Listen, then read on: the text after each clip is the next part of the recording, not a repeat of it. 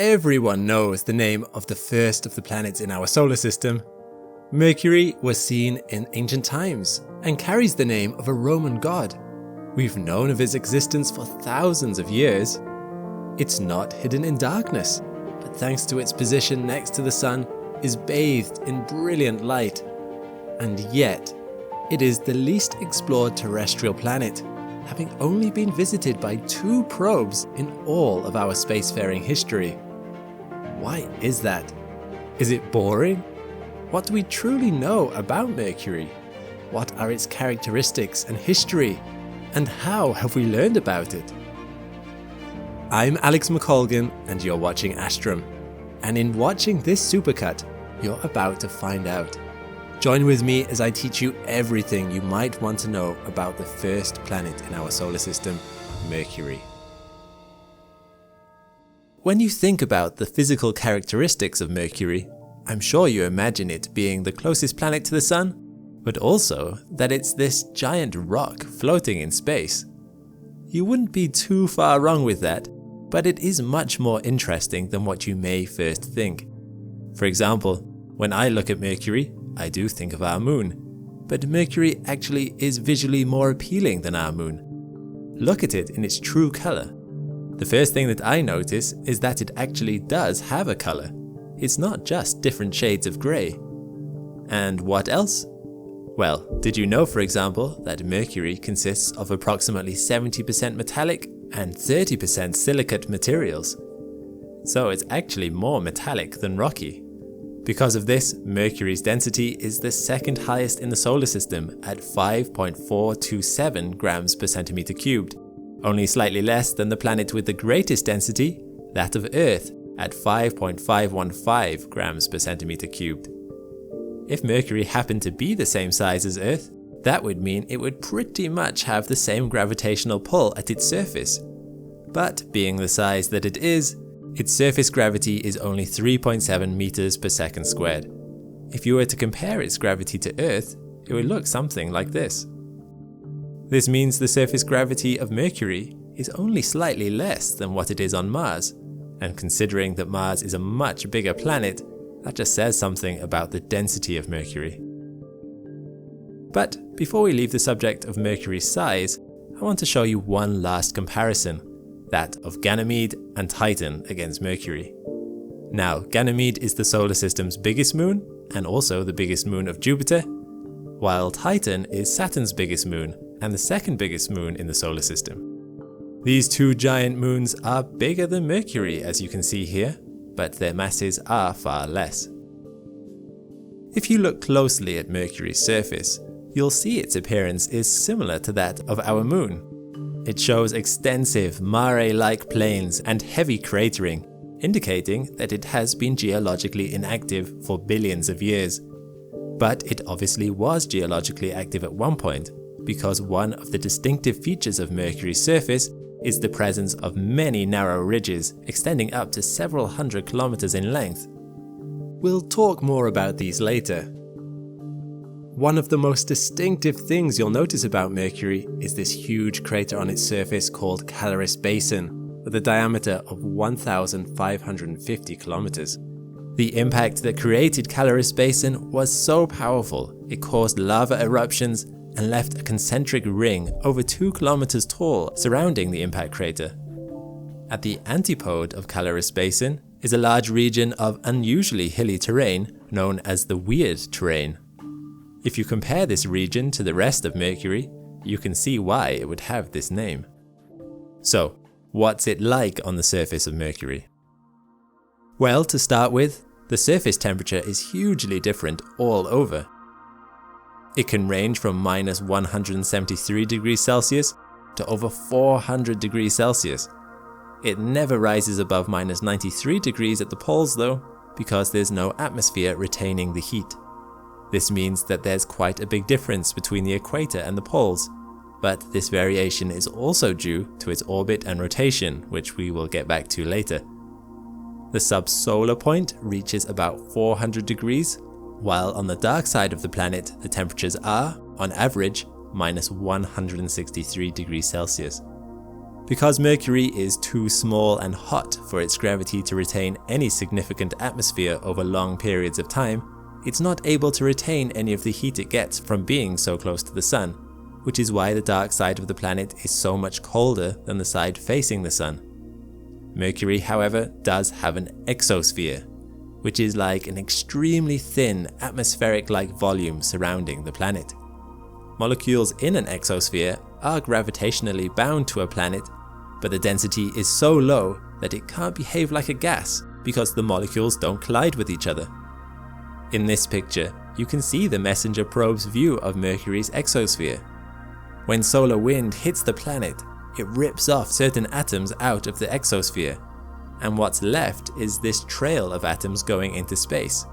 We call this the planet's tail, and every planet has this to a certain extent. Earth even does have an exosphere, but it starts at 600 kilometers above the surface. It's really the point where space and the atmosphere meet. Now, in the case of Mercury, this exosphere is not at all stable. Atoms are continuously lost and replenished from a variety of sources, which we'll discuss in more detail later. NASA has been able to confirm that craters at the North Pole of Mercury contain water ice. Mercury also has something which Mars lacks, an actual magnetosphere, or a magnetic field all around the planet. It is only about 1.1% as strong as Earth's, but it's still strong enough to deflect a lot of the solar wind around the planet. Mercury has the most eccentric orbit of all the planets, with a distance from the Sun ranging from 46 million kilometers to 70 million kilometers. Now, this is something a bit hard to imagine, but bear with me. Mercury takes about 88 Earth days to complete an orbit around the Sun. It also has a 3-2 spin-orbit resonance of the planet's rotation around its axis. This means it spins 3 times around its axis for every 2 times that it orbits around the Sun. It takes about 59 Earth days for Mercury to rotate on its axis once, which is what we call a sidereal day. By pure coincidence, this is almost exactly half its synodic period in respect to Earth, which is 116 days. So, between conjunctions of Earth and Mercury, Mercury rotates on its axis exactly twice. Historically, there was a big problem with that. Because of this coincidence, we believed that Mercury was tidally locked to the Sun for the longest time. You see, Mercury orbits closely around the Sun, meaning it was always tricky for astronomers to get a good look at it for most of its year. When it finally got in a good viewing angle from our perspective, we'd have a look at the face of the planet. 118 days later, we'd have another look during this prime observation alignment, and see the same face again. So to them, it showed that Mercury was tidally locked to the Sun. What astronomers didn't realize is that Mercury had rotated exactly twice on its axis during this time. It wasn't until radar observations of the planet that we found out that it does rotate slightly faster than it orbits. This 3-2 orbital resonance means that if you were actually standing on Mercury, it would appear that one day, from sunrise to sunrise, or what is called a solar day, is 2 Mercurian years. Standing on Mercury, that would look something like this. You would see the Sun rise relatively fast, and then as it approaches midday, it slows down and even starts going backwards before continuing on again to sunset. As you can see, that took a whole year, which means a nighttime on Mercury also takes a year. The Sun starts going backwards in the sky because approximately 4 Earth days before perihelion, the speed in which Mercury travels along its orbit equals the speed in which it's rotating. At this point, the Sun's apparent motion stays stationary. At perihelion itself, Mercury's orbital speed exceeds its rotational speed. So to a person actually standing on Mercury, the Sun appears to move backwards. 4 days after perihelion, the Sun's normal motion resumes. You can see this even clearer from a top-down perspective of Mercury. Twice a day on one of its poles, the Sun seems to pause and then continue on again.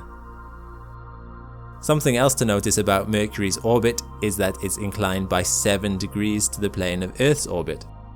As a result of this, we can only see Mercury transit in front of the Sun when it's directly between us on Earth and the Sun itself. And because its orbit is inclined by 7 degrees, this only happens about once every 7 Earth years. The last thing we'll discuss about the rotation of Mercury is that its axial tilt is almost zero, with the best measured value as low as 0.027 degrees. This is even smaller than that of Jupiter, which has been measured at 3.1 degrees. And finally, do you want to see Earth from Mercury? Well, here we are, just a couple of pixels across. This photo was taken from the Messenger probe several years ago, and barring the newborns, every single one of us was in this picture. But what was Messenger, and why was it important? Well, let's start with a little context. When mankind first started sending spacecraft out to explore the solar system, the first planet to be visited was Venus, our closest neighbor, in 1962. Next was Mars in 1965, and then Jupiter in 1973. Only then came Mercury in 1974, and already this order might seem a little odd. The closest distance between Earth and Mercury is 77 million kilometers. In fact, it is the closest planet to us on average. The closest distance between Earth and Jupiter is 588 million kilometers, almost 8 times that. And Jupiter was visited again in 1974, twice in 1979, in 1992, in 1995, in 2000, in 2007. Multiple missions were launched to Saturn, Uranus, Neptune, to comets and asteroids, while Mercury got nothing for 30 years. Is this because it was deemed uninteresting? Did we discover everything there was to discover about it with that single first mission? No. The first mission was a flyby and only mapped about 40 to 45% of Mercury's surface. Actually, the real reason is that Mercury is one of the most challenging planets to visit in our entire solar system. Why? Well, as previously mentioned, Mercury exists in a furnace. Due to its proximity to the Sun, its surface temperature reaches highs of 430 degrees Celsius, so any probe visiting it would need to be highly heat resistant. But that same proximity to the Sun means that any probe launched towards it will accelerate faster and faster due to the immense gravitational pull from our star. Using rocket fuel against that would be like swimming up whitewater rapids. Combating the Sun's gravity required too much fuel for a Discovery-class spacecraft to carry. Slowing down the spacecraft enough to be caught up in Mercury's orbit seemed impossible. It was a question of weight. Weight is a challenging limitation when it comes to spacecraft. The heavier a craft, the larger a rocket needed to get it out of Earth's orbit, and the more expensive everything becomes. Scientists try to keep everything as light as possible to reduce this cost. As fuel takes up precious weight allocations that could go towards scientific instruments, scientists try to only take what is necessary to help them complete their journey. However, for about 30 years, scientists could think of no way to put enough fuel on a probe to get it to slow down enough to enter Mercury's orbit, especially if they wanted scientific equipment on board too.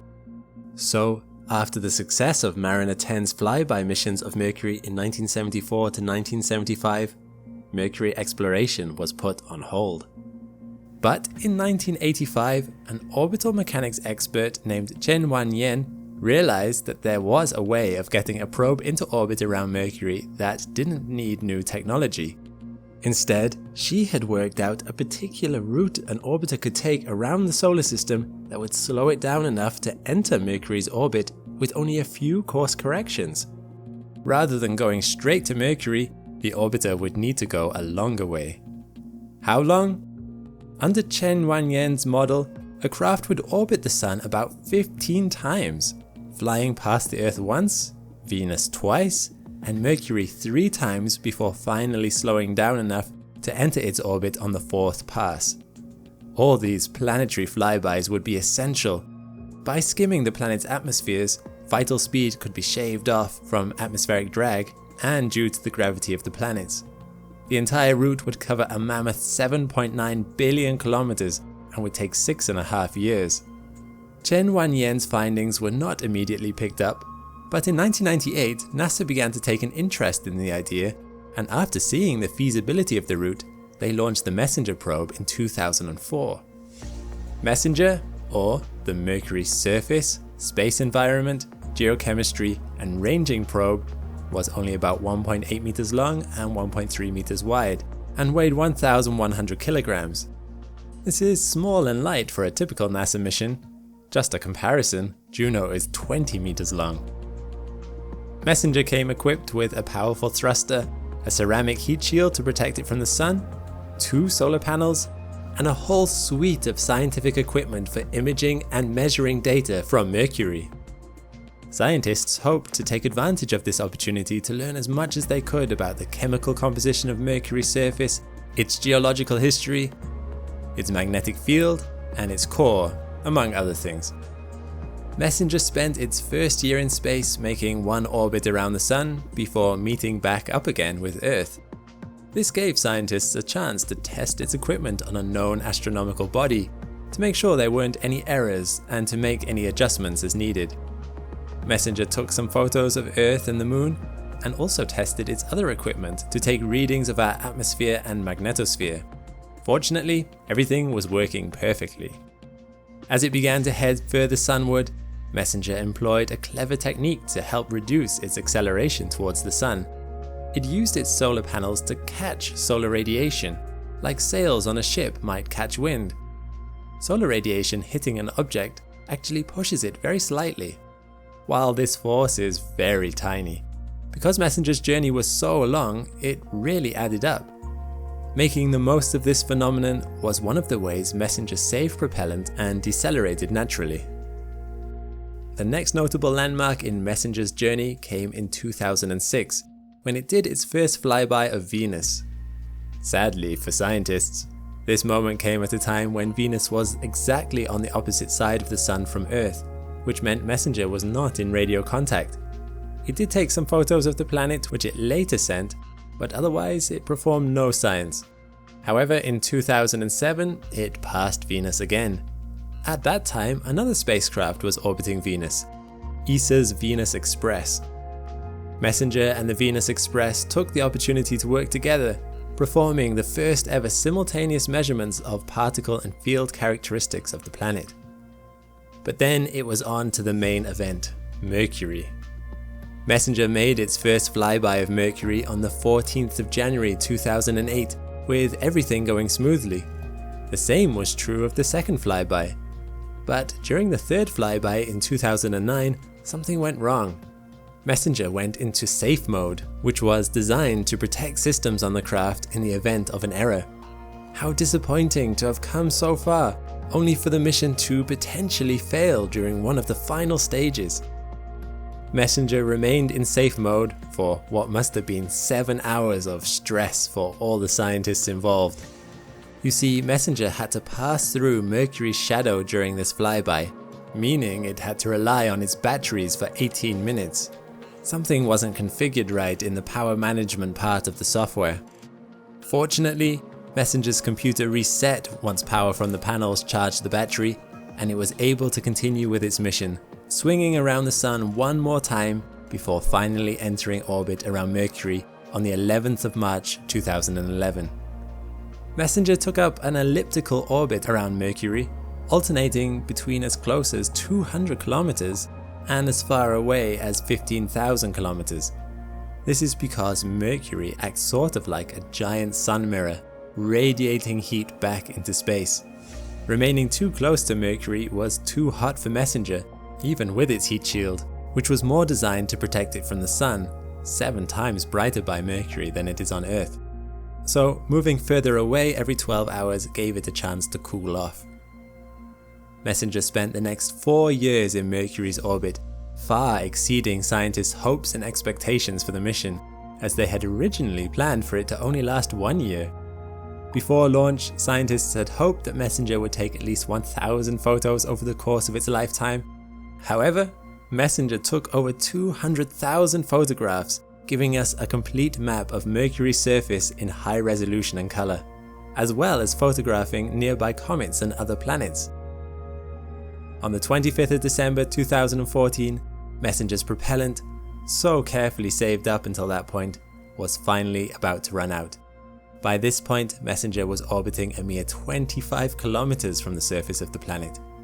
Scientists gave the thrusters one last burst to extend its orbit for as long as possible, but on the 30th of April 2015, Messenger crashed into the surface of Mercury. After a journey that had lasted over a decade and had covered literally billions of kilometers, Messenger's journey had come to an end. Messenger gave us a wealth of insights into Mercury before it died.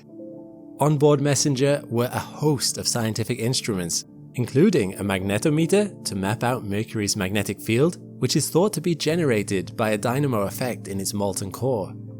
Our fast rotation and tidal stretching from our moon keeps our core molten. But Mercury doesn't have a moon or a fast rotation. What it does have, however, is an eccentric orbit, more so than any other planet.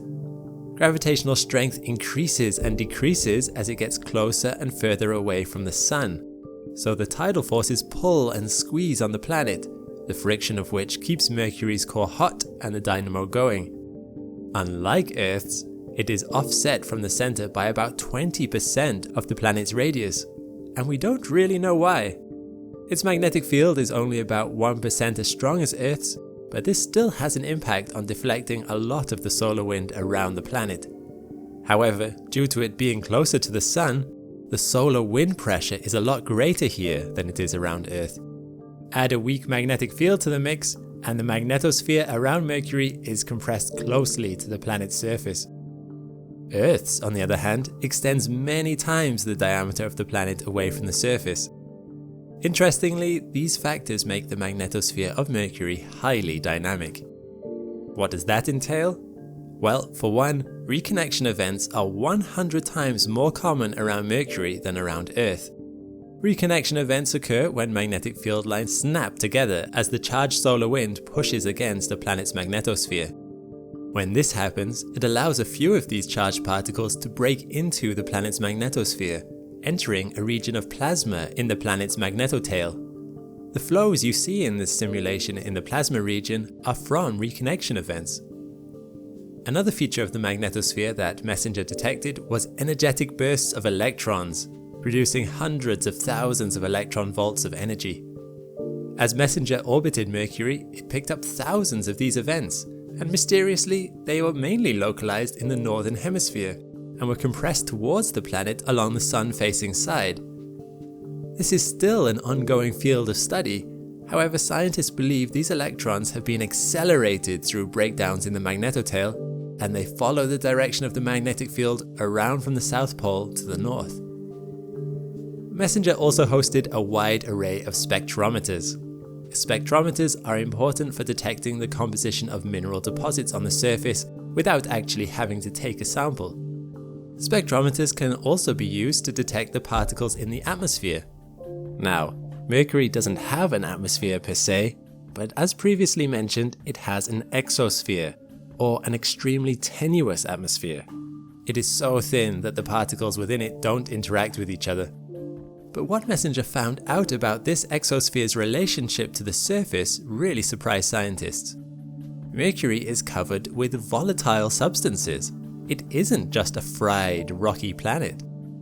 It seems to be covered in potassium, magnesium, sulfur, sodium, and chlorine at a higher level than any other terrestrial planet, and much higher than on our moon. The fact that its volatile ratios have more in common with Mars than with Earth and Venus have completely disproved a lot of solar system formation theories that existed before Messenger arrived at Mercury. These volatiles are blasted by radiation from the Sun, more so at the equator than near the poles, which may explain why on the surface, some substances like potassium are more abundant in the northern hemisphere than around the equator. It is much hotter on Mercury around the equator than the poles, so the potassium there would have been heated enough that much of it has been lost from the surface to the exosphere. Now, the exosphere contains a lot of the particles you would also find on the surface, like sodium, potassium, and the others I mentioned. This exosphere is not at all stable. Solar wind picks up and carries away a lot of charged particles, and solar light pressure also pushes a lot of the neutral particles away. Were it not for the processes that replenish the exosphere, Mercury would lose it all to space over a relatively short time frame. While most substances certainly do come from the planet's surface, it also contains other elements like hydrogen and helium, which cannot be found there. So where did they come from? Well, as you may know, the Sun is made predominantly of hydrogen and helium, and interestingly, the solar wind carries these particles to Mercury. Some of the solar wind actually gets caught up in the exosphere and stays for a while. As far as we know, this is the only major source of hydrogen and helium in the exosphere. In these images, we see calcium, an unknown process of which means it's much more prevalent in the exosphere during the planet's dawn than dusk, and magnesium streaming away from the night side of the planet. In fact, Mercury's tail has been known about for a while. In these images, sodium ions are lit up as they stream away from the planet, making Mercury look like a comet. Incredibly, if you were to look up into the night sky on Mercury, you would actually see a faint yellow glow, reminiscent of city lights on Earth. This tail is seasonal. The eccentric orbit of Mercury means that its distance to the Sun varies throughout its year, and as it orbits, its orbital speed also changes. So, the time of greatest sodium emission is actually when Mercury is at its middle distance from the Sun. There was one other curious substance found in Mercury's exosphere that scientists really weren't expecting: water vapor. This could come from cometary tails as they pass by, or it could come from the ice deposits MESSENGER detected around the planet's poles. Surprisingly, water ice can exist on this scorched planet, but only at the bottom of permanently shadowed craters, forever protected from directly interacting with the Sun's light rays. The Earth-based Arecibo radio telescope had already detected highly reflective regions around the poles, and as images from MESSENGER came in, these regions matched up with regions of permanent shadow at the bottom of large craters. Estimates put the amount of water ice found on Mercury at 250,000,000 kilograms. This isn't huge by Earth standards, but it would be a significant boost to any future colony there to have that much water accessible. There were some other surprising features found on Mercury's surface too. Hollows were found dispersed all over. This is a unique feature to Mercury. While we aren't completely sure what causes them, they may be volatile substances sublimating, and they are unique to Mercury simply due to the proximity of Mercury to the Sun. They seem to be an active geological process, apparently some of the youngest features on the planet, and they are certainly not the result of meteor impacts. There is much more going on Mercury's surface. Ancient dried up lava flows, evidence of volcanic activity, craters from massive asteroid strikes that warmed its surface, and surprisingly, the thin scarps that were evidence of its gradual cooling. These scarps show that Mercury is contracting, and from MESSENGER's data, Mercury has contracted by over 14 kilometers in diameter since its formation, a lot more than was expected. All these findings have thrilled scientists. Yet even though we would barely know anything about Mercury were it not for MESSENGER, somehow this mission isn't that well known among the general public. Perhaps ESA's Bepi Colombo mission, already on its way to Mercury right now, will better capture the public's imagination when it arrives in 2025. Let's go back to when the planet was warmer. So warm in fact, that it becomes necessary to ask an important question. What happens when a planet melts? For Mercury, this is no idle question. At the risk of it being understated, Mercury is a very hot planet. With daytime temperatures reaching an incredible 430 degrees Celsius, the temperature of some wood-burning fires, the rocks and dust on Mercury's surface bake beneath a blistering heat that pushes them towards their limits. It's not the hottest planet in the solar system. That honor goes to Venus, thanks to its thick atmosphere, but it's certainly up there. The Mercury we know today has actually cooled considerably over the years. There is ice at its polar caps, and we discussed the signs on its surface that show it has contracted over time as its interior became colder. So, what was it like back then? When rock is sufficiently heated, its solid structure breaks down and it turns into the gloopy, viscous liquid known as magma, with a viscosity, or runniness, 10,000 or 100,000 more viscous than water. For a point of reference, this is similar viscosity to tomato ketchup, although I would not recommend putting this on your food. Depending on the rock type, magma forms at temperatures of at least 600 degrees Celsius, but potentially as high as 1,300 degrees Celsius. So, for Mercury to have begun to melt, we know that it must have reached at least these temperatures. In spite of being much less runny than water, lava can still travel for great distances before stopping. This is because once the surface of lava hardens, it forms an insulating layer that keeps the rest of the lava within protected so it can flow freely. How do we know this happened on Mercury? The clues can be found in craters like Radit-Tladi. Scientists estimate that Radit-Tladi is a relatively young crater, likely under 1 billion years old, with well-preserved walls and a floor relatively clear of other later impacts. It's large, over 25 kilometers in diameter. Notice how rough the hills are around the crater, and yet inside is a smooth plain. This is no coincidence. Originally, the terrain inside Radit-Tladi was likely about as rugged as the hills around it. So why is it so smooth now? The answer is lava.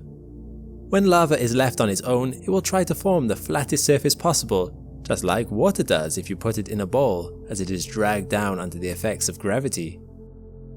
The same happened here. An asteroid crashed into the planet's surface, and the crater quickly filled with lava. Once the lava cooled, it formed the smooth plain you see here. But where did this lava come from? There are two theories. The first is that the impact of the meteor triggered a creeping volcanic eruption, as magma from beneath the surface rose up through the cracks to fill the basin. The second explanation is that the surface within the crater got so hot due to the impact of the meteor that it pushed the already hot rock crust over the tipping point into melting. This kind of lava is known as impact melt. The true explanation is likely a combination of both. Now that we know that smoothness is a sign of lava flow, we suddenly realize that there are numerous other craters on Mercury that similarly must have been filled with lava. Just look at Rustaveli, where crags of mountain can be seen poking up through the smooth lava layer.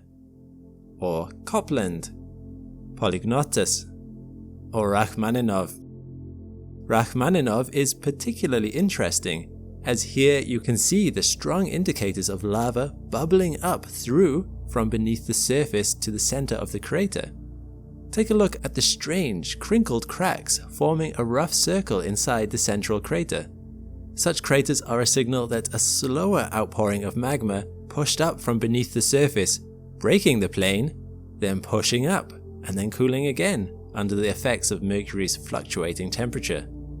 Here, and in many of these impact craters, the collisions from space triggered deep volcanic activity from within Mercury's shell. But lava didn't just flow within the craters.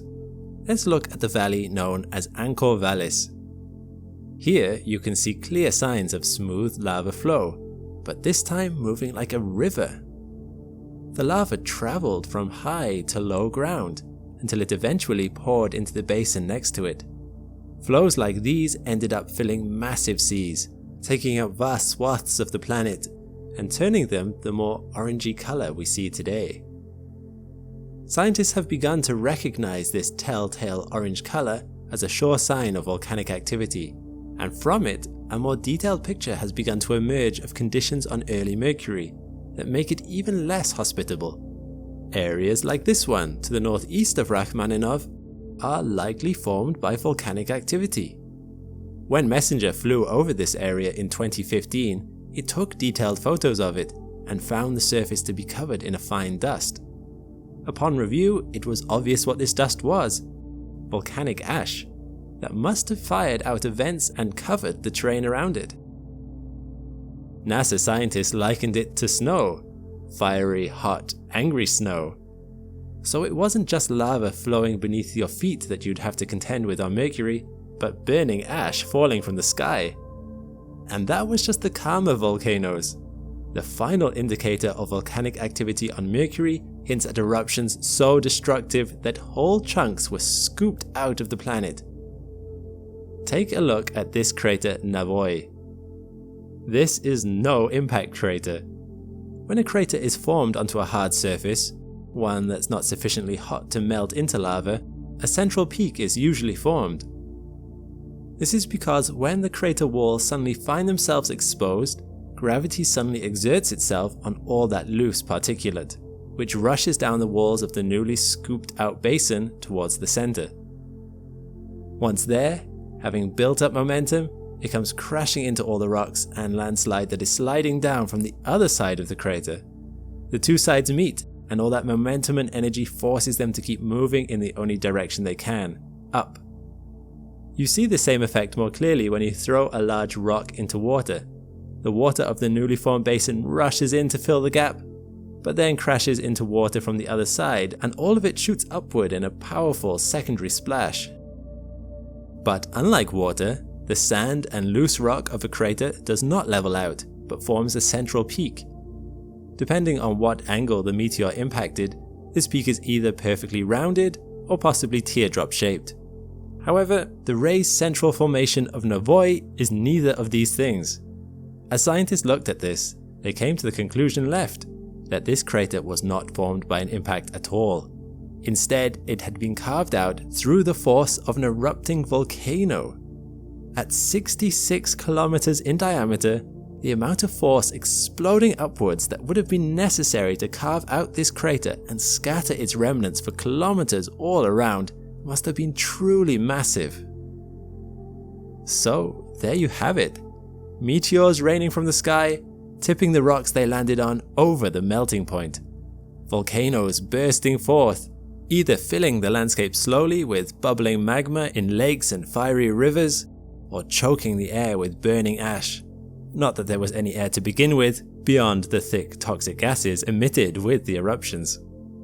And even the ground you could stand on might at any moment explode under your feet. This is what it was like when a planet was melting. Mercury is quiet now. As near as we can tell, there are no longer any active volcanoes on the planet. Although the sun still bakes down on it, the unbridled fury that raged beneath its surface is now calm and soothed.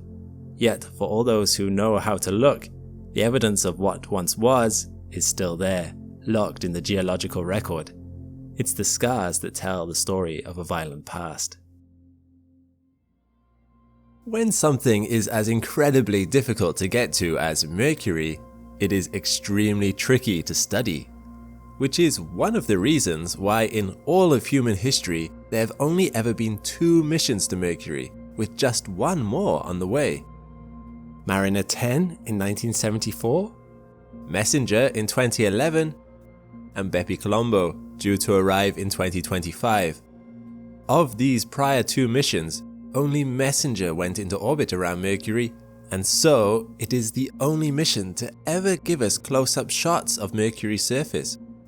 And crazily enough, some of the formations we've seen on the surface are still unsolved mysteries even more than a decade on, while other formations give us hints at the raw primal power of the early solar system. So let's finish by taking a look at some of those mysteries and formations and see what answers we can find. When you look at the surface of Mercury, there are a few features that immediately jump out at you. First, its color. Mercury's color is not actually monochrome and is smattered with speckled greys, creams and beiges with lighter sections and lines. These darker sections are believed to indicate high levels of graphite, the same material used in pencils, and the lighter sections, well, we'll get onto them later. Beyond that, you most likely noticed the craters. Much like the Moon, Mercury is covered with craters, as ancient pieces of space debris crash down on the unprotected planet with a roughly even distribution. These offer fascinating insights into the planet's violent history. You can get a sense for how old a crater likely is by how sharp its crater rims are. Sharp and crisp rims are likely a lot more recent than the older, rougher rims that have had more time to erode down due to the natural processes happening on the planet.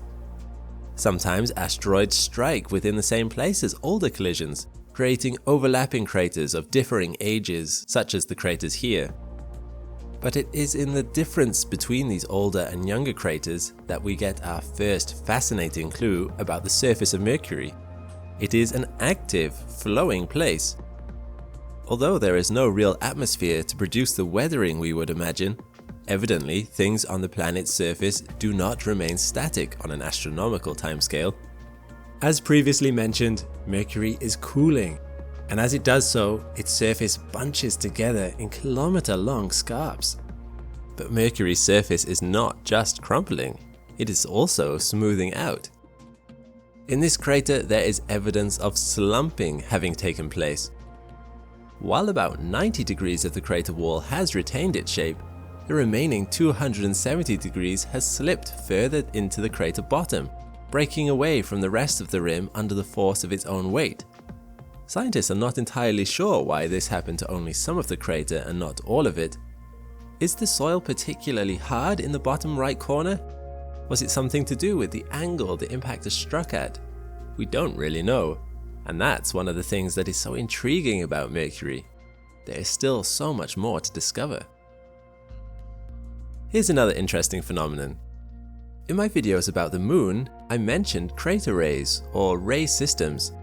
These spidery lines that radiate out from certain craters are a prominent part of Mercury's surface as well, with some stretching over 400 kilometers across. Their lighter color is a sign that the material kicked up from under Mercury's surface is less graphite-rich, or at least is a different chemical composition to the sun-exposed surface. But did you know that for a while, scientists could not account for how these spidery limes were formed? When they tested different weights, consistencies of terrain, and speeds of impact, they were unable to recreate these patterns in lab conditions. Whatever they tried, the material they kicked up would always return back down in a consistent circle, not thin spider web lines. Scientists racked their brains for years, but now it seems that this mystery has been solved. In 2018, a scientist called Tapan Sabharwala was scouring the internet and discovered that a group of students had managed to recreate the spidery line pattern of crater rays. Sabharwala was excited but also confused. Why were these students able to manage what other scientists had not? Interestingly, he realized that this was an example of scientists being too neat. Before performing their tests in lab conditions, Sabharwala and other researchers had always prepped the experiment by smoothing out the sand their test asteroid was impacting into. The students had not done this step, leaving the test surface rough. This made sense in hindsight, as it more closely mimics the rough terrain on the surface of an alien planet. And as it turns out, this was the entire key to know how these rays were formed. Crater rays do not care about the speed of the impact, the angle, or the composition of the crust. They only care about the surface shape and how rough it is. Knowing that this is how these lines are formed, it really opens your eyes to the scope of some of the impacts that have struck Mercury in its past. Remember I mentioned how some of these ray systems stretch over 400 kilometers? That was just the smaller ones. Look at the ray system originating from the crater known as Hokusai. These rays must have been created from an incredible impact, as their lines stretch almost entirely around Mercury's surface, which, by the way, has a circumference of 15,000 kilometers. And although not quite as large, the ray system of the crater Debussy covers over 1,000 kilometers. While the Moon also has ray systems, they are usually smaller than these. In fact, one of the main visual distinguishing aspects of Mercury are these giant ray systems. These show us that one of the formative processes that explain Mercury's unique surface is incredibly powerful bombardments. Seeing as the Sun is so nearby, objects caught in this intense gravitational pull would crash into Mercury with far more force than Mercury could produce with its own gravity. Mercury's gravitational pull is so weak compared to the Sun that Mercury cannot normally capture objects as moons. They get pulled past instead. This is one of the reasons why visiting Mercury is so difficult for spacecraft. But that's not to say that Mercury can't stop such an object reaching the Sun, it just has to body block it. Yet, this explanation cannot explain this last formation. Take a look at one of the most fascinating craters on Mercury, Apollodorus, and its surrounding Pantheon fossae. At first glance, you might think there is nothing unusual about the crater Apollodorus. Yes, those fractures running out from the center are a little unusual. There are a few features that are odd here. To begin with, the fractures and the surrounding radial fractures bear a strange resemblance to fractured glass. Glass fractures in this way due to its hard but brittle qualities. As you have seen, most other craters we have seen on Mercury do not follow this pattern.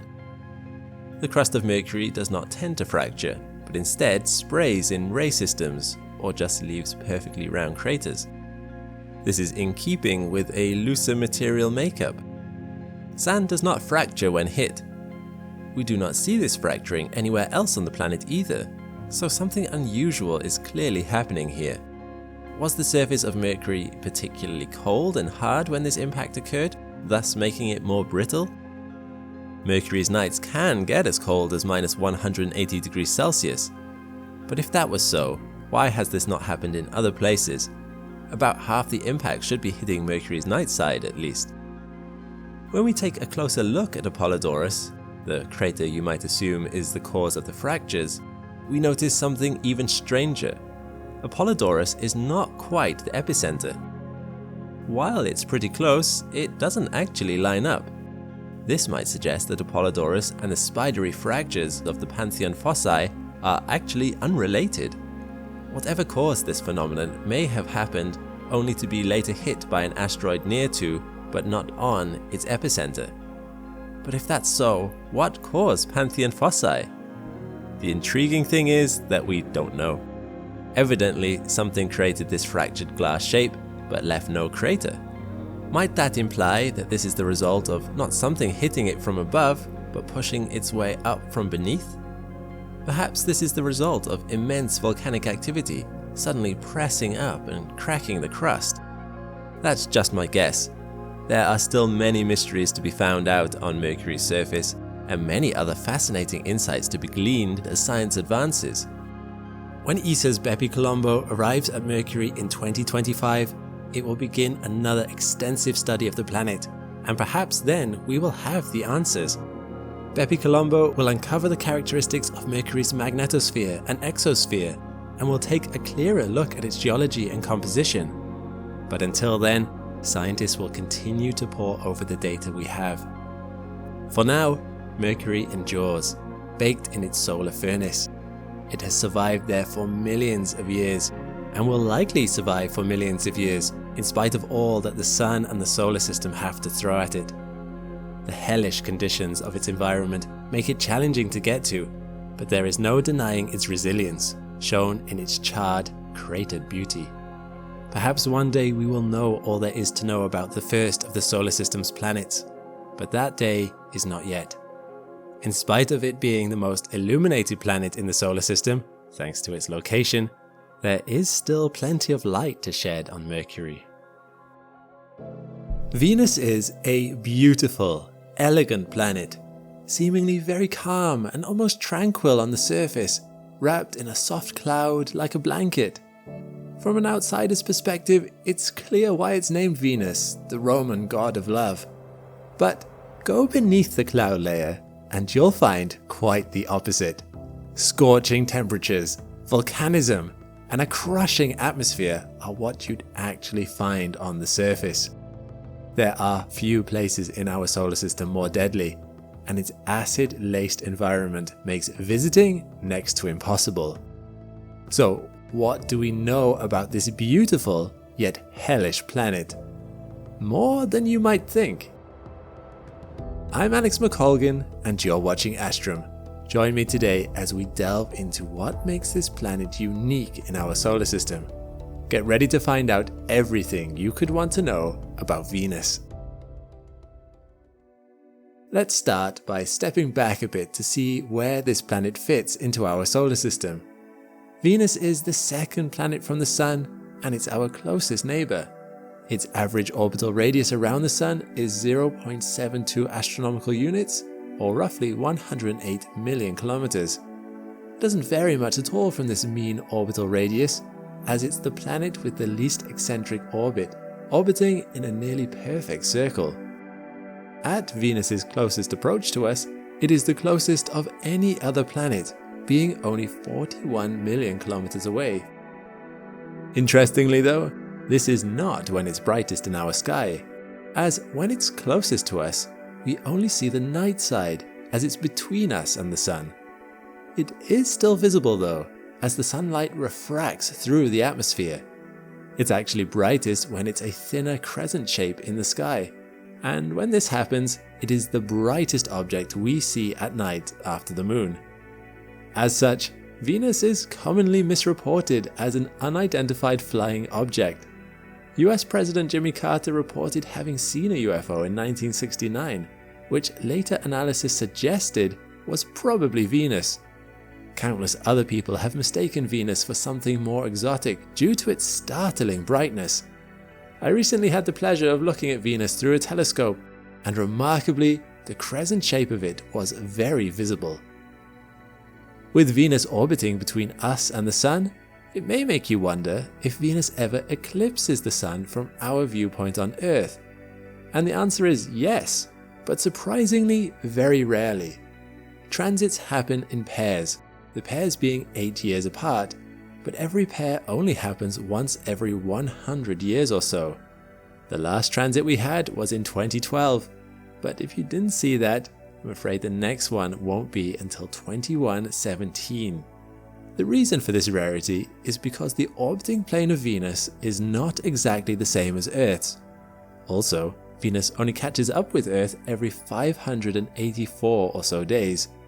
These two things combined ensure that, although a spectacular and predictable sight, it also means we'll probably only ever have the chance to see it once or twice in our lifetimes.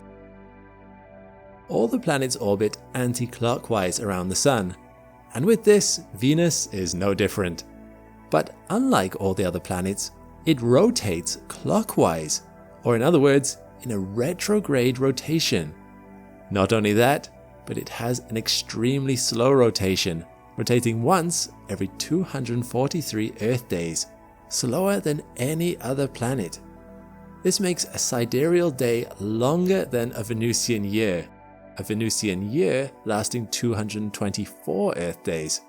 A sidereal day, if you remember from my recent Mercury episode, which you can check out here if you missed it, is one rotation of the planet.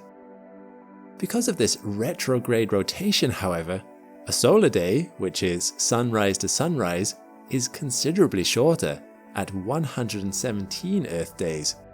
This means you'd experience just less than 2 days on Venus in 1 year.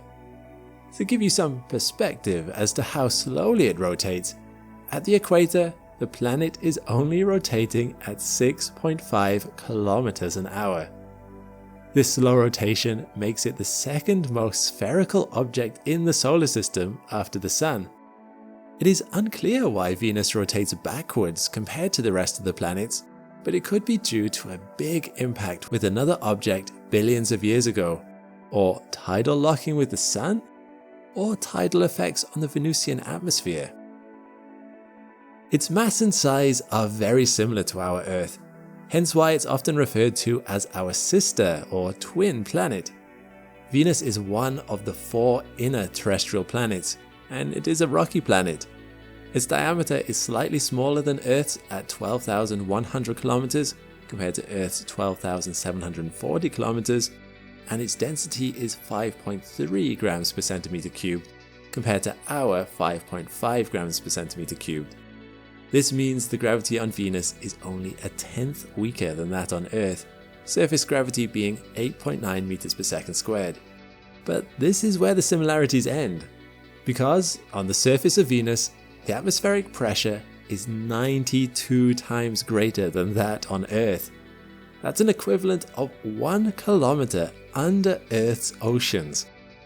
The reason for this is because the density of Venus's atmosphere is 93 times greater than Earth's. Fit that amount of gas into a space slightly smaller than what we have here on Earth, and you can understand why it's so densely packed. The atmosphere consists mainly of CO2 gas, and combined with sulfur dioxide clouds, you're left with the strongest greenhouse effect in the solar system, with temperatures of 462 degrees Celsius at the surface on average. This makes the surface temperature greater than Mercury's, even though Mercury is closer to the Sun, and Venus only gets 25% of the solar radiation that Mercury does. The difference is that Mercury doesn't have an atmosphere to retain the heat, whereas Venus certainly does. This means at nighttime, and even at the poles, the temperature remains fairly constant. Venus really is cooking. It absorbs so much heat, but like a thermal flask, it retains it and doesn't let much escape. With an axial tilt of only 3 degrees, it also means seasonal changes in temperature are also very minimal. Wind speeds aren't very high on Venus's surface, only being a couple of kilometers an hour. But because of the thickness of the atmosphere, it applies a strong force on the obstructions, moving small rocks and dust across the surface. On the other hand, wind speed at the cloud layer is much faster, reaching speeds of 300 kilometers per hour. These winds at the cloud tops circle the planet about every 4 to 5 Earth days, which makes the planet look like it's rotating a lot faster than it actually is. The cloud layer itself sits above the thick CO2 and consists mainly of sulfur dioxide and sulfuric acid droplets. Sulfuric acid, just as a side note, is highly corrosive, and this acid rain just adds to the hellish nature of Venus, although it does evaporate before it hits the surface. The clouds on Venus are highly reflective, only allowing about 10% of the sunlight through, and because they cover the entire planet, it obstructs a visual view of the surface from space. These clouds are also capable of producing lightning, much like on Earth, although it's not as common. Recently, it has been discovered that Venus has a large vortex at the South Pole, much like on Saturn. Now, Venus is the image on the left and Saturn on the right. They are shaped quite differently, and Venus only has one storm, whereas, incredibly, every single black dot in the Saturn image is a separate storm, with the main vortex being in the center. The vortex on Venus is at an altitude of 59 kilometers, which is just above the cloud deck. Which leads on to an interesting point about the atmosphere of Venus. Because at about 50 kilometers up, the air pressure and temperature would be tolerable by Earth standards. Even the gravity would feel very much like Earth. The only problem with a person actually being there is the air itself. But if you were to have an airtight plane or something like this, the conditions would actually be very Earth-like. Now, I want to head back down to the surface of Venus a little bit, as we actually have some real photos of the surface thanks to the pioneering efforts of the Russians back in the 60s to 80s. The probe Venera 7 in 1970 was the first probe to ever land on another planet and send back data. The previous attempts resulted in the probe's signal terminating before touchdown. Venera 7 probably fell over on impact, and so the only reading it gave was the temperature at the surface, which was 475 degrees Celsius. Venera 8 confirmed that at the surface the visibility was quite clear, with a visibility range of about 1 kilometer, as the cloud layers end at quite a high altitude, meaning it was suitable for cameras in future missions.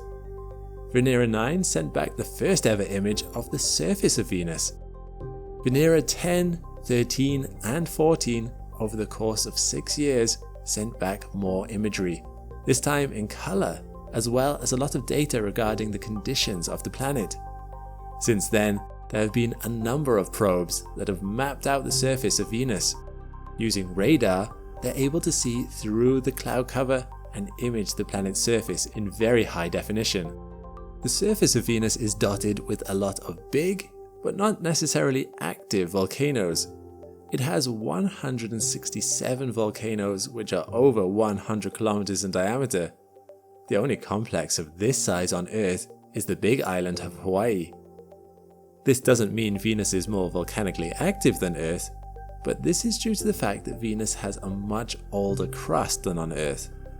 Earth has plate tectonics, releasing heat and renewing the surface fairly regularly, regularly being at least 100 million years. Venus, on the other hand, doesn't have any plate tectonics. Instead, its crust is estimated to be about 300 to 600 million years old, when a global resurfacing event likely occurred. The theory is that the mantle under the surface heated up so much that it forced its way up through the crust, covering most of the surface with lava. An incredible 80% of Venus's surface is made up of cooled lava plains, and there are literally hundreds of thousands of volcanoes in one form or another. There are also 900 impact craters to be found on Venus, although none less than 3 kilometers in diameter. This is because anything smaller than 50 meters in diameter would fragment and burn up before it even hit the surface. And finally, let's have a look at the magnetosphere. Venus doesn't have its own magnetic field, which surprised everyone when it was first discovered, as Venus's composition is very similar to Earth's. But without more data, it's hard to say why this might be. Although a study in the journal Earth and Science Planetary Letters in 2017 suggested that perhaps it was to do with the absence of a massive impact in Venus's history. Earth had at least one massive impact. It's what formed the Moon, and it's possible it played a part in kickstarting our magnetic dynamo. But Venus never had such an impact. Perhaps this explains the lack of a similar field. Regardless, as a result of this, solar and cosmic radiation interacts a lot with the upper atmosphere of the planet, producing lightning and an induced magnetosphere. Solar wind also strips off the low-density molecules out of the atmosphere, meaning Venus has a tail similar to a comet. Under certain conditions, this tail can tickle Earth when they are in conjunction with each other. Unfortunately though, this tail isn't visible with the naked eye. Sadly, we've come to the end of the video, but I'd just like to say thank you so much for watching this far. If you enjoyed it, I have a lot of other videos about our other planets which might be of interest to you as well, so be sure to check those out. Our solar system is filled with some truly incredible sights, and there's always more to discover. But for now, thanks for watching, and see you next time. Venus. Our, at times, closest planetary neighbour and our sister world. Similar in size to the Earth, but about 40 million kilometers closer in orbit to the Sun, the second planet of our solar system has long been the source of stories, myths, and legends. In more recent times, however, we have gone beyond seeing just that bright circle close to the Sun at the start and end of the day. Beginning at the height of the Cold War, numerous robotic missions have been sent to Venus to observe, orbit, and in some cases, even land. And using technology that sees in not only the visible light, but also in the infrared, ultraviolet, and radio spectra, what we have found is a world that is different to Earth in almost every way imaginable. I'm Alex McColgan, and you're watching Astrum. Join us as we take a journey to the star of the morning and the evening, using technology both old and new to uncover the secrets of Venus and descending through its thick atmosphere to arrive at the surface of our closest companion.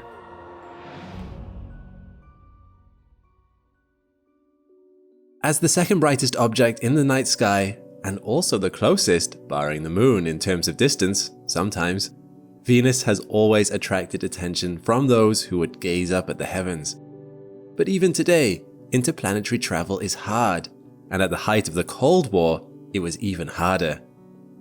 Of the 15 missions launched to explore Venus between 1961 and 1967, only 3 were classified as successes in terms of fulfilling their specific objectives: Mariners 2 and 5 from NASA, and Venera 4 from the Soviet MPO Lavochkin. Successful atmospheric entries with Venera 4, 5 and 6 soon followed, and in late 1970, the USSR finally passed a massive milestone with Venera 7, the first space probe to land on the surface of another world and last long enough to send back information about it. Let's now take a journey together with that same spacecraft, descending through what was found to be the many layers of the Venusian atmosphere that it found, and finally arrive on the surface. Still drifting through space, Venera turns towards Venus. As it begins its descent onto the planet, Venus's upper atmosphere lies before it, extending from the fringes of space at around 250 kilometers above the surface and down to around 60 kilometers above it. Here, it sees nothing but a thin haze. 99% of Venus's atmosphere by mass lies below this point. This makes Venera's descent through this layer easy enough, in very much the same way as our own atmosphere would be at similar altitudes. But Venus's upper atmosphere's chemical composition could not be more different, a sign of things to come as we and Venera descend further. Instead of a majority of nitrogen and oxygen, as on Earth, we begin to pick up traces of carbon dioxide. It's not enough to cause significant effects on the temperature at this altitude, but it's significant as a marker of what lies beneath. Other than the difference in chemistry, however, at this altitude, the atmosphere behaves roughly the same as that of our home planet at similar altitudes, with vast temperature differences between day and night, highs of -37 degrees Celsius to lows of -143 degrees Celsius. For Venera, this is the easy part. An interesting sideshow to the noticeable presence of carbon dioxide is the presence of some oxygen atoms, which emit infrared radiation that can be seen by telescopes and spacecraft. In this picture taken by the Venus Express orbiter in the infrared wavelength, the blue is the air glow caused by the oxygen high in the Venusian atmosphere. As Venera moves downward through the layers, it comes to the main visible cloud deck of Venus at around 60 kilometers from the surface. The thick, dull yellow that we associate with pictures in visible light is almost entirely because of this cloud deck, terminating approximately 40 kilometers from the ground. In this part of the atmosphere, ultraviolet radiation from the sun breaks up carbon dioxide into carbon monoxide and single oxygen atoms. These atoms then easily react with sulfur dioxide and water vapor, 2 other trace compounds in the Venusian atmosphere, to produce the clouds of sulfuric acid that we see. This is the calm before the storm, the relatively temperate region before the real hell that Venera must soon enter. As you can immediately tell, the surface of Venus cannot be seen through the planet's thick cloud cover, so Venera will have to go in blind. That same cover reflects around 3/4 of the sunlight that hits Venus, as the ice crystals formed from the sulfuric acid that floats in the atmosphere are extremely reflective. This reflectivity goes a long way towards explaining how bright Venus looks, both to satellites going by and to observers on Earth. Remember, it's the second brightest object in the night sky. When we look at those mustard yellow clouds in the visible spectrum, they appear thick and obscuring, revealing little of what lies beneath. However, we have an advantage that Venera did not possess: infrared sensor technology. In the infrared spectrum, things look a lot different. This image taken by the JAXA spacecraft Akatsuki throws things into much sharper relief, showing clear light and dark spots and bands wrapping around Venus's atmosphere. And here is where we see the thick carbon dioxide composition of the atmosphere very clearly indeed. Carbon dioxide is an effective greenhouse gas, trapping the heat that derives from the sun, resulting in an incredibly high surface and atmospheric temperature. Under the scope of infrared observation, this becomes very apparent, as the entire surface glows under the heat generated by the thick layer of carbon dioxide. The dark patches and stripes are the previously mentioned clouds of sulfuric acid, and we can see them high above the much brighter, thick and hot carbon dioxide layer near the surface. Can you imagine what Venera would experience as it travels through this hell? Sulfuric acid assaults its outer casing. Winds blow at 100 meters per second, 60 times the rotation speed of the planet, fast enough to circumnavigate the planet in just 4 days. The temperature, which at an altitude of 50 to 55 kilometers is anywhere between 25 to 75 degrees Celsius, sharply rises, reaching blistering levels. Surface air pressure on Venus is 75 to 100 times what you'd find on Earth. Comparably, it's like having an entire car sitting on your thumbnail. As Venera descends further, however, even weirder conditions can be found. Once Venera passes through the bottom of the sulfuric acid cloud deck, it arrives in clean air once again. But things here are strange. The pressure here is now so great, it's starting to have an effect on the carbon dioxide in the atmosphere. The density of carbon dioxide at this level is so high that it no longer acts as a gas, but more as a kind of supercritical fluid, a state of matter somewhere between liquid and gas, where a substance takes on some of the characteristics of both. The wind has slowed down here after the baffling fast speeds of the upper clouds. The atmosphere below is so thick that winds blow at little more than 5 kilometers per hour. It would feel like wading through water with a slow but inexorable current, albeit in a river that is 464 degrees Celsius, hot enough to melt lead. But what can modern technology tell us of these layers? To further illustrate the vast heat at this altitude level on Venus, let's look at a picture of the lower atmosphere of Venus taken in the near-infrared range, a wavelength of 2.3 micrometers by the Galileo satellite. The red, hot areas of the lower atmosphere are clearly visible, as are the darker patches caused by the clouds of sulfuric acid higher in the atmosphere. The lower reaches of the Venusian atmosphere are incredibly hot, and there are distinct layers of that atmosphere different in both temperature and composition. To further demonstrate the differences between the atmospheric layers of Venus, let's now have a look at the layers we've seen so far under ultraviolet light. While the images, again from the JAXA spacecraft, taken in the 283 and 365 nanometer wavelengths do not show much contrast in color and brightness as the infrared images, they do show more variance than ones viewed in visible light. The areas of darkness and blotchiness of the cloud layers indicate the ultraviolet light is being absorbed rather than reflected. But exactly what chemical, or combination of chemicals, causes this absorption is still a matter of debate among the astronomy community. Clearly, there are elements and compounds of the Venusian atmosphere that still evade our attempts to discover and categorize them.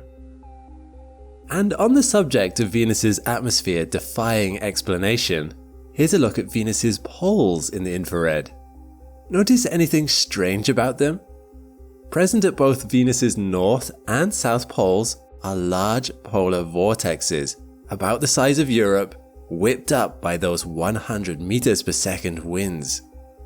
What's really weird though is that they have not just one central eye, but two. And scientists are still not quite sure why. Venus's complex, highly variable polar vortexes are extremely hard to model, as they can change on timescales of less than 24 hours, making them quite the mystery. But once it was past the enigmatic atmosphere, what did Venera see down there? Let's conclude our journey through the thick, acidic clouds and arrive at the surface of our closest companion.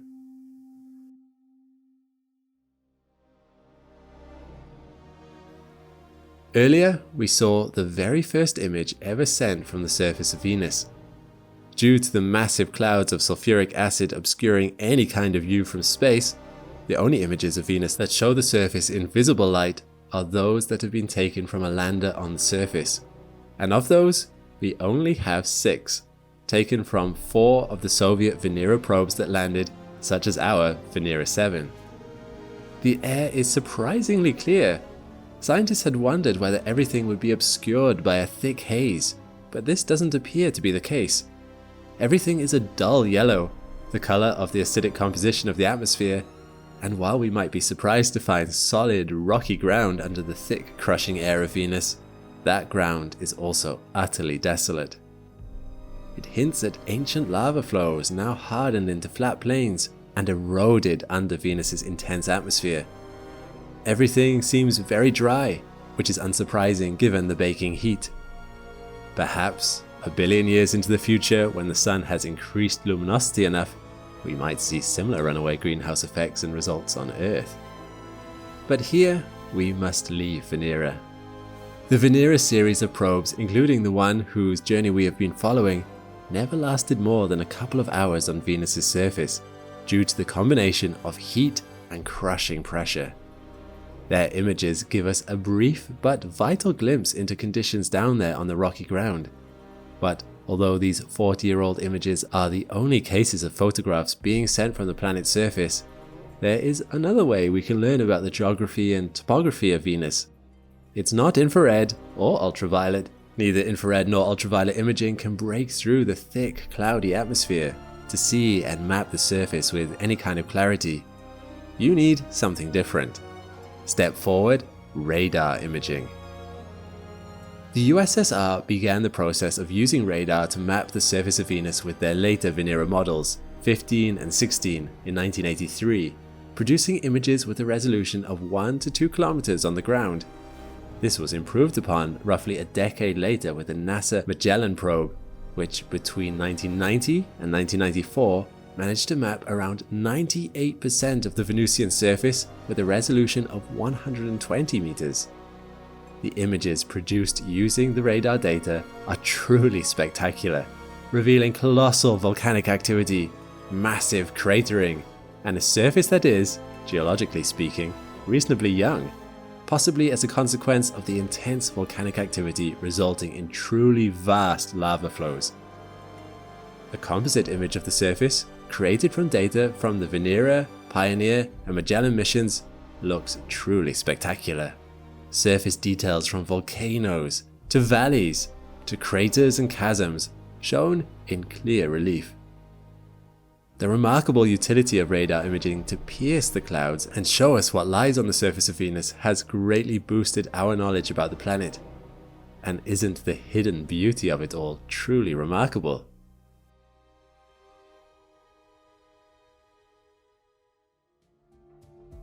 So, with all we now know about our nearest planetary neighbor, what remains to be discovered from Venus in the future?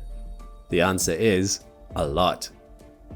In recent times, by far the biggest news regarding Venus has been the discovery, or perhaps not, of the gas phosphine high in the Venusian atmosphere.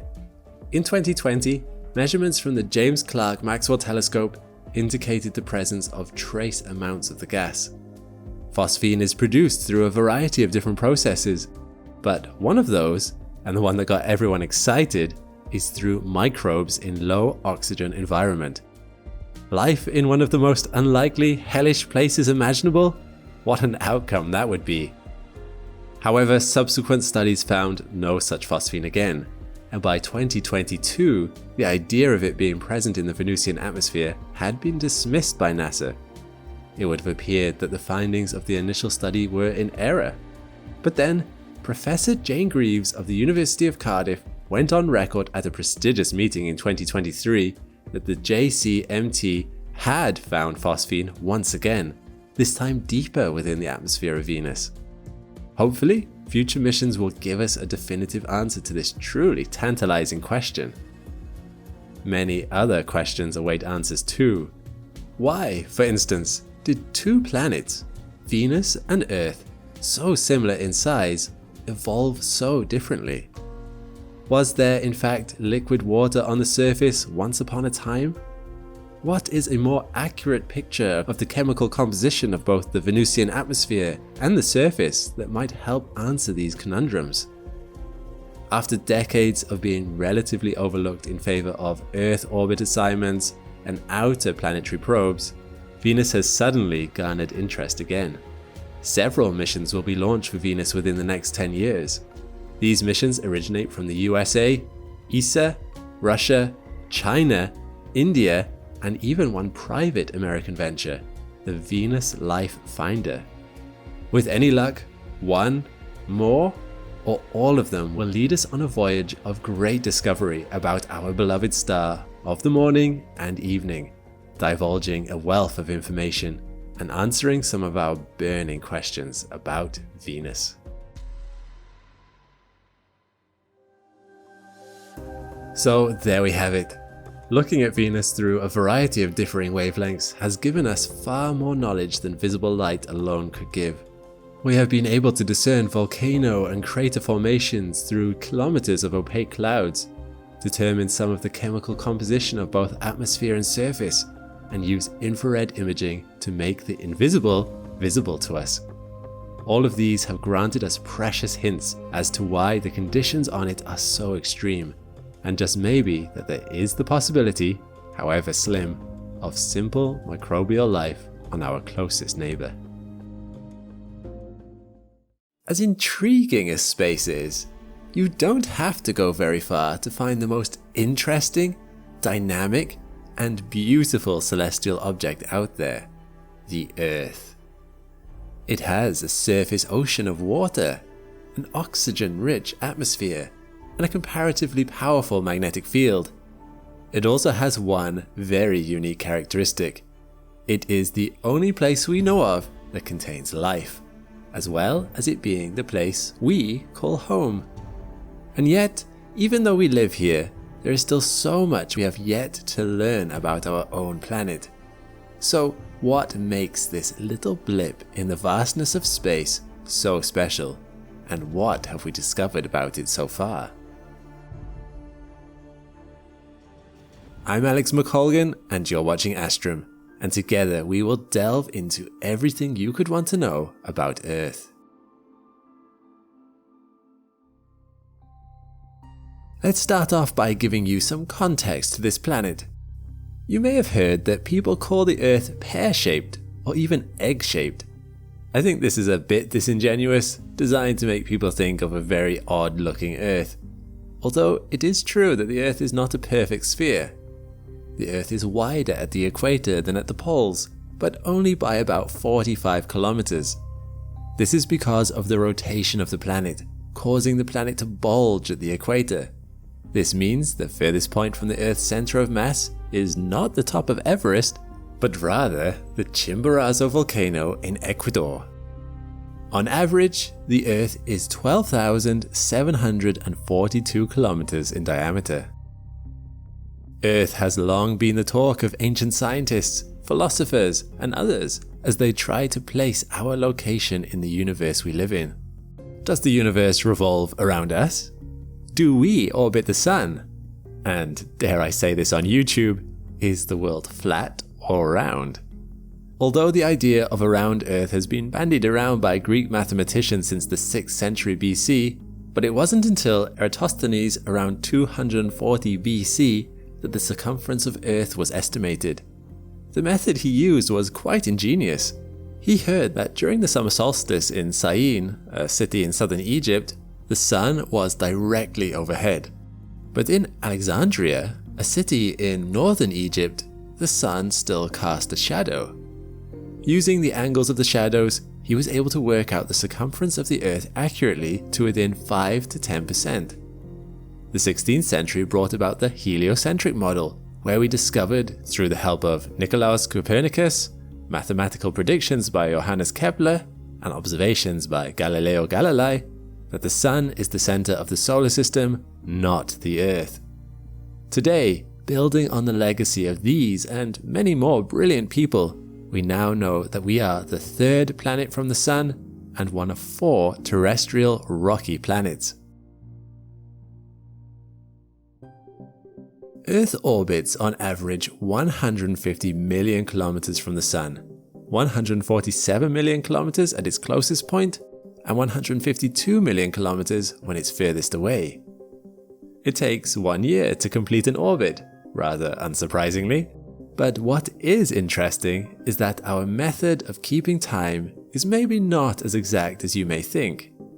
For instance, Earth actually takes 365.25 days to orbit the Sun once, which is why every 4 years we have a leap year to account for the quarter of an extra day in our year. A month is meant to match up with an orbit of the Moon around the Earth, the words month and moon being closely connected. But the Moon takes 27.3 days to orbit the Earth once, and our calendars don't reflect that. After all, it would be difficult to fit months that length into a 365-day year without some messy leftover days. So those in charge of making calendars throughout history mostly didn't bother trying. And in a similar fashion to our years not being exact, our days aren't exactly 24 hours either. A sidereal day on Earth, or in other words, Earth's rotation of 360 degrees relative to fixed stars in the sky, is roughly 23 hours and 56 minutes. So where do those 4 minutes go every day? Well, the answer is that we don't actually use a sidereal day to measure our time. We use a solar day, or the point where the sun goes full circle in our sky and reaches the same place as the previous day. How is this different from a sidereal day? Well, we use a solar day because the Earth isn't stationary, and as it orbits, it moves slightly forward compared to the previous day, changing the angles relative to the sun. It needs those extra 4 minutes to have the sun lined up exactly overhead again each day, which is what gives us our exact 24-hour days. Although it gets even more complicated than that if you really want to delve into this, as due to the Earth's slightly elliptical orbit and axial tilt, true solar days can vary by up to 30 seconds throughout the year. In order to counterbalance this, we use the mean solar days, which averages all these variations throughout the year together. Going further again, with tidal drag from the Moon slowing down Earth's rotation, our days have actually become longer by about 2 milliseconds per century. This doesn't make such a difference to us, but 500 million years ago, models show that days were under 22 hours, and there were about 400 days in the year. With all this combined, keeping time is probably more complicated than you might have thought. The rotation of Earth can be beautifully observed from the ground through time lapses at night, with the fixed field of stars moving across our view. The exact axis of rotation of the planet able to be seen from the points the stars seemingly circle around.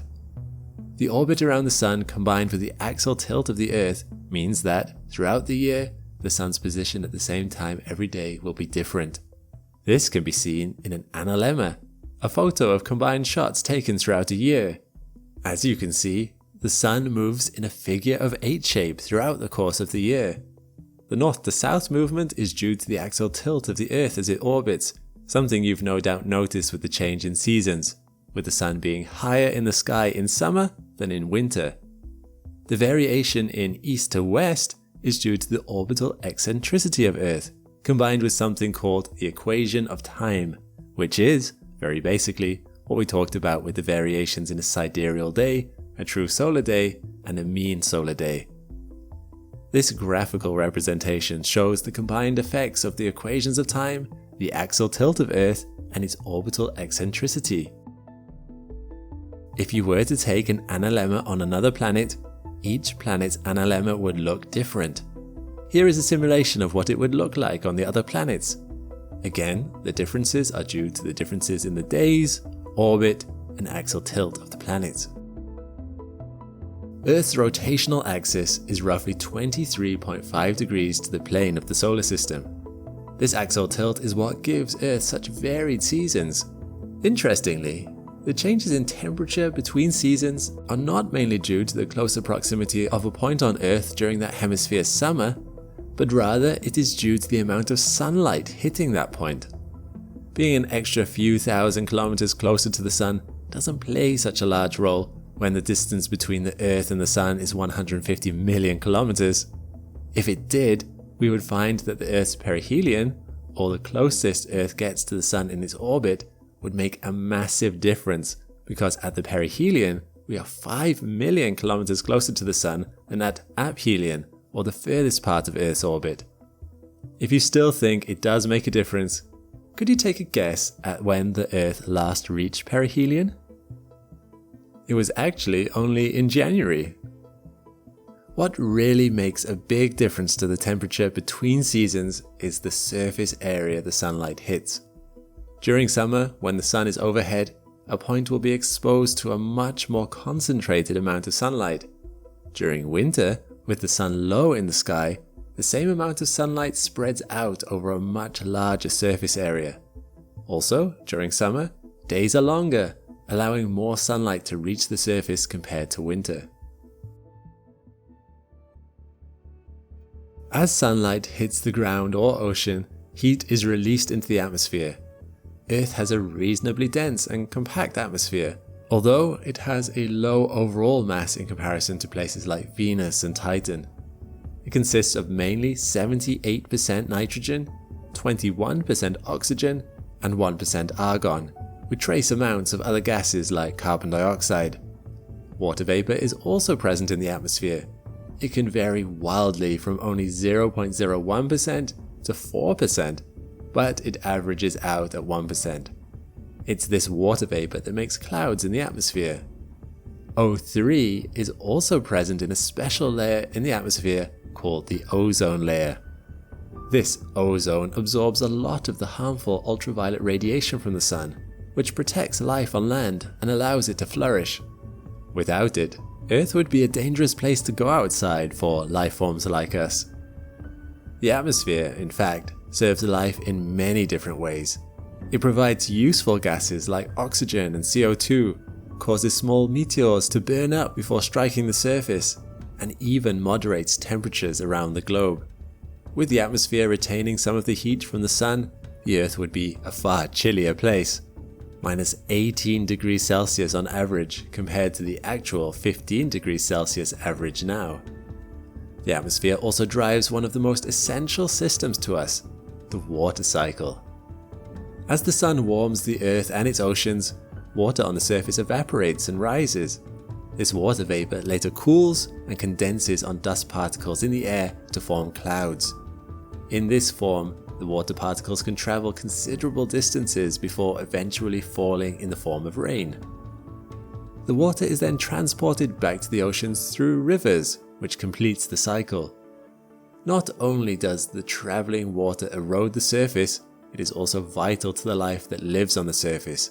From plants to bacteria to animals, all need water to live. Another hugely important system on Earth that I've mentioned already is the Earth's hydrosphere, predominantly its oceans. The prevalence of life on land is hugely reliant on the oceans of Earth. The oceans on Earth are vast, making up 1/4,400th of Earth's total mass. To give you a sense of scale of the Earth's oceans, if the Earth's surface was completely smooth, the entire planet would be covered in an ocean almost 3 kilometers deep. Luckily for us, that is not the case, and the Earth's surface is highly variable. This is due in part to quite a unique feature of Earth, its plate tectonics. You see, Earth has a comparatively thin crust, underneath which is a hot and active mantle. We sometimes see the effects of this mantle flowing underneath us as the plates on the crust bump, scrape, and pull apart from one another, forming volcanoes, earthquakes, mountains, and trenches. Using an exaggerated 3D map of the elevation of Earth, you can see clearly mountain ranges and deep trenches that have formed thanks to plate tectonics. As a result of this, you may think that plate tectonics are dangerous to life on Earth, and perhaps to individuals in the wrong place at the wrong time it could be. But this renewal of the surface keeps the Earth fertile and fresh. Underneath the mantle is the planet's core, consisting of primarily iron and nickel.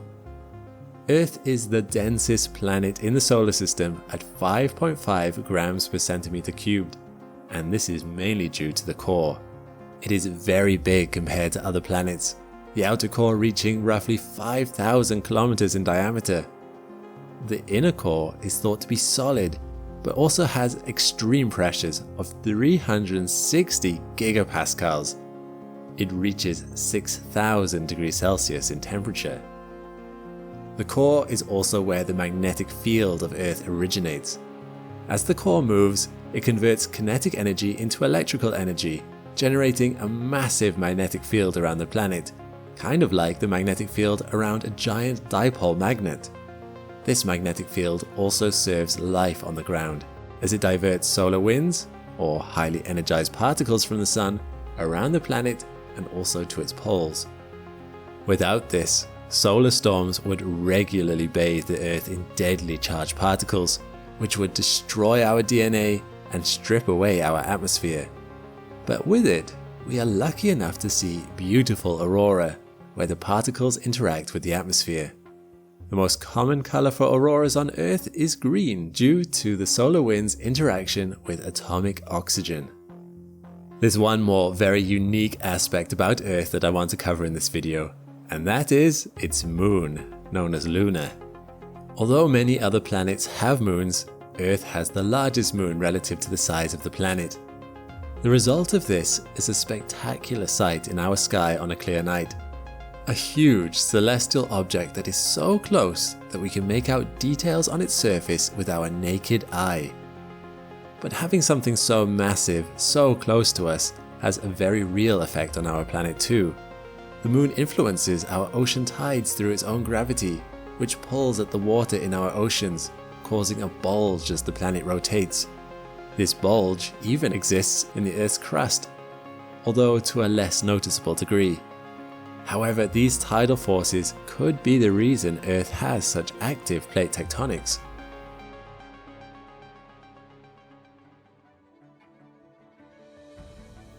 Having done all the research for this video, it kind of blows my mind to think how many factors had to be right for life to have formed and developed on Earth.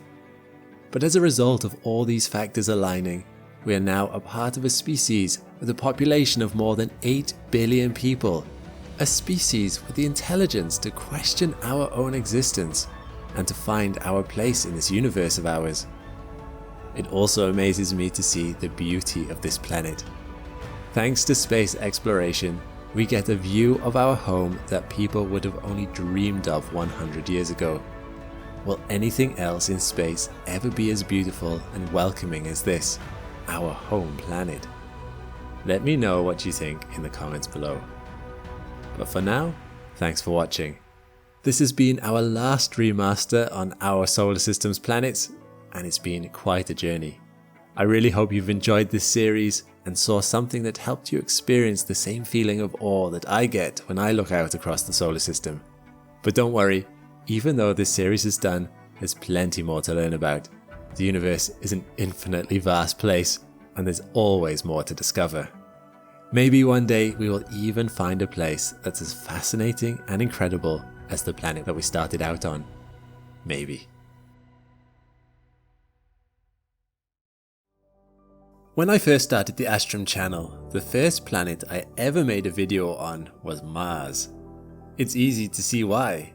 Mars has long held a place in our collective hearts thanks to its position as one of our closest neighbors. It's a fascinating world, and sci-fi writers and scientists alike have long pondered its potential as a home for alien life. Our search for answers has caused us to explore Mars's surface with rovers and orbiters, which have taken incredible images in pristine 4K or higher resolution. Mars has a rugged beauty, a reddish hue that captures our imagination, and awe-inspiring features and landmarks to explore. What would it be like to walk on Mars's surface? What would we see? What is there to know about the red planet? I'm Alex McColgan and you're watching Astrum. Come and see some of the captivating 4K images of the planet NASA and plenty of space agencies around the world are racing to get to, as we explore some of the most incredible sides of Mars that you may not have seen before. To begin with, for an alien planet, Mars is not as foreign as you might think. Earth and Mars share a lot of similarities, one being the length of day. The solar day on Mars is only slightly longer than it is on Earth, 24 hours, 39 minutes and 35 seconds. Its year is slightly longer than ours, 1.88 Earth years, or 1 year, 320 days and 80.2 hours. But that's to be expected for a planet that's further from the Sun and so has a larger orbit. Of all the planets in the solar system, the seasons of Mars are the most Earth-like due to the similar tilts of the two planets' rotational axes, 23.5 degrees on Earth and 25 degrees on Mars. So, what does that imply? It means Mars has summers and winters just like Earth does. These temperatures in the different seasons can vary quite a lot, and different locations can widen the range even further. Temperatures can be as low as minus 143 degrees Celsius at the polar winter caps to as high as 35 degrees Celsius in the equatorial summer. It has polar caps just like we do. During each pole's winter, the pole lies in continuous darkness just like on Earth. However, unlike on Earth, the temperature gets so cold that the atmosphere there freezes into slabs of CO2 ice, which collects on the surface of the permanent polar caps there. These caps themselves are not primarily made of CO2, but instead are made up mostly of water ice. The ice at the poles waxes and wanes. In this short video, you can actually see the differences of the size of the polar cap, from the cap's winter to the cap's summer. One thing I love about Mars are these strange spiral patterns in the ice. Both of the poles show signs of these beautiful spirals, which scientists believe are a result of the Coriolis effect. The CO2 at the poles does not remain there forever.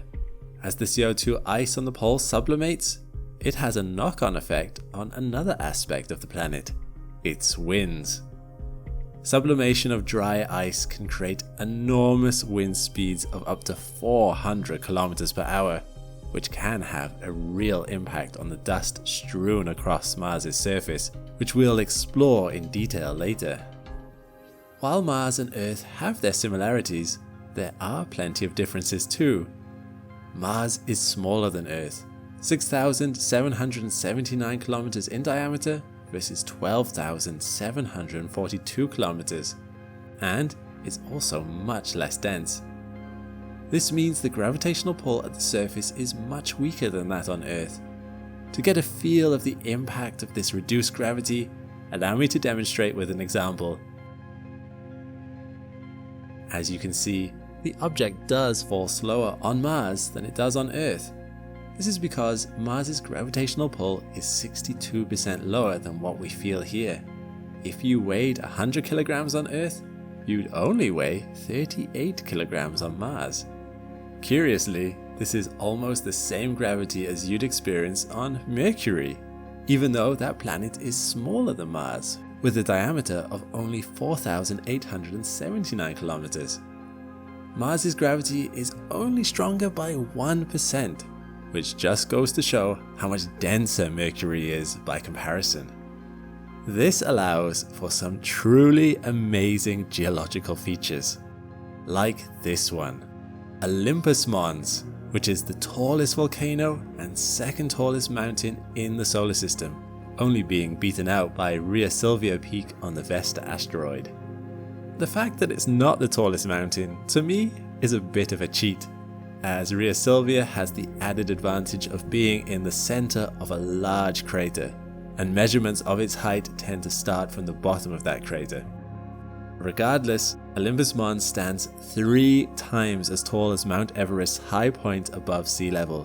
Where Everest is very jagged and steep, the edifice of Olympus Mons is over 600 kilometers wide. It rises to the equivalent of 22 kilometers above sea level, which would be impossible on Earth as Earth's gravity would pull it down. The only reason a structure like this is standing on Mars is because its gravity is reasonably weak. Olympus Mons is a shield volcano, and thus has a very low profile.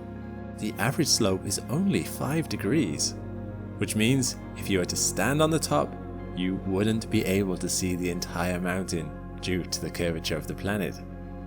Olympus Mons can easily be seen from space.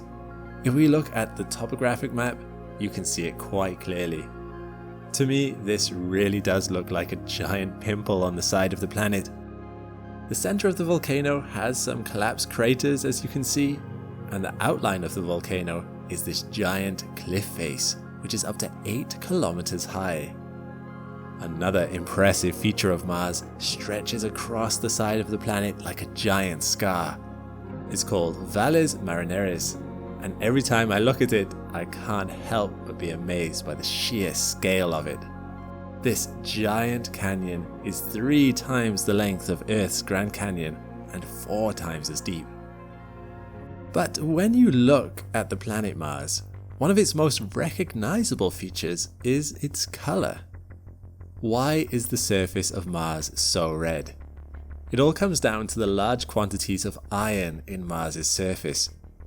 Over time, these minerals have reacted with oxygen to create iron oxide, or to put it another way, the planet has slowly rusted, just as iron does here on Earth in certain conditions. This explains the ground and rocks' reddish-brown hue, as you can see in these photos taken by the various NASA rovers on Mars over the years. Images like these really help you feel like you're there on the planet's surface, in a level of resolution and clarity that would have been an impossible pipe dream for astronomers only a century ago. Thanks to missions like Viking 1 and 2, Spirit, Opportunity, and Perseverance, we can see Mars's arid vistas as if they were right before us. Now, after looking at some of these pictures, you might be tempted to think that the red planet is a dead planet, but actually that's far from the case. Mars is very active, and there's lots of things happening on its surface. For example, have a look at this avalanche which happened in 2008 as an orbiter was going past. What was caught on camera was very surprising. Scientists could see a lot of dust had been kicked up by the fallen dirt. What you're looking at here are some dunes which are up to 700 meters tall, and this picture is about 4 miles wide. So you can see that the dust cloud is not exactly small. And here, take a look at this. Did you know that there are spider colonies on Mars? Arachnophobes? Don't worry. These creepy crawly shapes might be 45 meters to 1 kilometer across, but they are not truly spiders. Instead, they are carbon dioxide ice that has been warmed up by spring sunshine. Ice underneath the surface is warmed by sunlight and reverts back into its gaseous form, which then bursts through the ice up to 1 meter thick on its way back to the Martian atmosphere. This eruption of gas explodes upward in a large geyser and takes dark material with it, scattering the material around in spider-like patterns. These images were taken by the ESA ExoMars Trace Gas Orbiter just recently as it flew over Mars in early 2024. Another example is this dune, photographed many times over the course of a year, and you can see that it does change quite a lot. There are ridges which become more apparent as the dust gets worn away. And I've shown a number of pictures of fresh impact craters so far, where you can see the dust has been kicked up by the impact. This one is particularly interesting because after the impact, water ice in the ground melted, and you can see the trail as it flowed away from the impact crater. The colors there are just to show depth, they're not real colors. Mars's surface is awe-inspiring to look at, but this is sometimes harder to do than you might think, as Mars is home to huge dust storms. When fast winds pass over the surface, they pick up a lot of the loose dust on the ground, creating huge walls which can pass over the whole planet. It's sometimes hard to imagine the scale of the phenomena. These storms can very easily be seen from space. Have a look at this dust storm which was captured in 2012, and then only a week later you can see the difference since it died down. And on this photo, If you look at the North Pole, you'll see the storm which has passed over the top. Global dust storms are unlike anything we ever experience here on Earth, and they are so fascinating. I've done a whole video on them, which you can watch here. What do you think caused these patterns on the surface of Mars? Amazingly, they're caused by dust devils. These mini tornadoes are surprisingly common on Mars and have been photographed many times. Here we can see some from the orbiter's point of view. It's estimated that this plume is over 800 meters high and about 30 meters thick, and the shadow of this dust devil is about 2 kilometers across. And from the rover's perspective, we're actually fortunate enough to have a film of dust devils going past. You might think that with all the atmospheric phenomena we've just discussed, that Mars has an atmosphere that's comparable to that on Earth. This is not the case at all. We are 38,000 feet in the air right now above the ground level, and the air here is very, very thin. If I was to go out of the bay right now, not only would I fall to my death, but I would also struggle to breathe along the way. Now, Mars is a bit like this, except even worse. If I wanted to actually get the same sort of atmosphere pressure as Mars, I'd need to go up to 120,000 feet into the Earth's atmosphere to get a similar sort of level. The breathing issue isn't helped either by the fact that 96% of the atmosphere is carbon dioxide. So, if you did want to visit Mars, you'd have to wear a pressure suit. Thankfully though, that doesn't stop Mars from having some absolutely beautiful sunsets, some of which have actually been captured by the rovers on Mars. The lower atmospheric pressure on Mars wasn't always that way. The presence of dry riverbeds proves that Mars's atmosphere was once thick enough to retain the heat and pressure necessary for liquid water to flow. So where did that atmosphere go? Scientists believe that Mars's magnetosphere, or lack of one, is to blame. Scientists believe that Mars lost its magnetosphere 4 billion years ago, which allowed solar winds to strip away atoms from the upper atmosphere for all of that time. Some orbiters of Mars have actually detected these ionized atmospheric particles trailing off into space behind Mars. One of the last things I want to focus on today is Mars's moons. Mars has 2 known moons, Phobos and Deimos, which are small and irregularly shaped. Compared to our own moon, they are very small. If you were to look up into the sky on Mars, this is about how big they would be in comparison to what the moon looks like in our sky. While Phobos is the biggest of Mars's moons, even here its apparent size is a little misleading, as Phobos is actually a lot closer to Mars than Earth's moon is to Earth. The moon is 384,400 kilometers from us. Phobos is just 6,000 kilometers from Mars, a little further away than London is to New York. It might be more surprising to you that the moon is so far away from us.